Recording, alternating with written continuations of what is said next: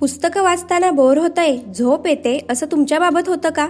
वाचनाची सवय लावून घ्यायची आहे, त्यामध्ये कन्सिस्टन्सी मेंटेन करायची आहे, पण जमत नाही असं होतंय का? काही कारणांमुळे पुस्तक हातात घेऊन ते वाचणं होत नाही आणि त्यामुळे वाचायचंच राहून जातंय असं होतंय? हे असं बऱ्याच लोकांच्या बाबत घडतं. अगदी माझ्या बाबत सुद्धा घडायचं.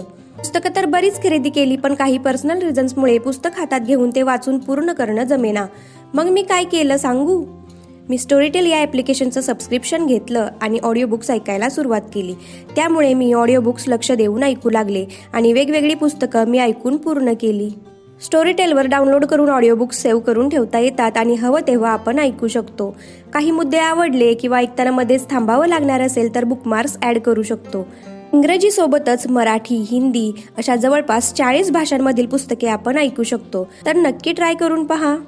ऑडिओ बुक्सचे इतरही बरेच ॲप्लिकेशन्स उपलब्ध आहेत. तुमच्या सोयीनुसार तुम्ही कोणतेही निवडू शकता. 2026 मध्ये वाचनाची आणि ऑडिओ बुक्स ऐकण्याची सवय लावून घेण्यासाठी याचा नक्कीच फायदा होईल असे मला वाटते.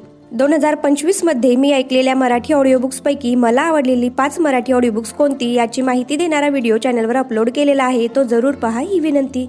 धन्यवाद.